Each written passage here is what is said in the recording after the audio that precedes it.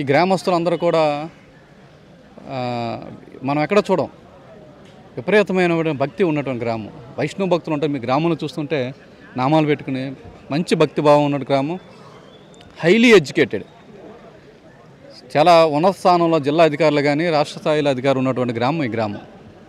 మీరు తెల్లవారుజాను శ్రీకాకుళం దాని కూరగాయలకు వస్తే 60% వెజిటబుల్స్ అని కూడా కష్టపడేటువంటి రైతులు అందరూ కూడా, గ్రామస్తులందరూ కూడా.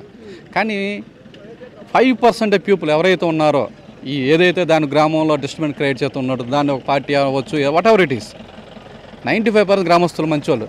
కానీ ఇది అందరూ కూడా మారాల్సింది, అలా యొక్క మైండ్ సెట్ మారాలి. ఇప్పుడు అనేది మేము వ్యవస్థల్లో ఉన్నవాళ్ళు చేయాలనుకుంటే ఇది కేసులు ఇవన్నీ కాకుండా ప్రజలు ఆలోచించాలి. మన జనరేషన్ ఇటు వెళ్ళిపోతుంది. మన పాత వాళ్ళు ఎలాగో అయిపోయారు, కొత్త జనరేషన్ మనం ఎలా తీసుకెళ్ళాలి గ్రామాన్ని. ఇప్పుడు ఫరీద్పేట అని పేరు చెప్తే ఫరీద్పేట అనేది వాళ్ళ గౌరవం కూడా తగ్గిపోయేటట్టు తయారవుతుంది ఫరీద్పేట అనేది.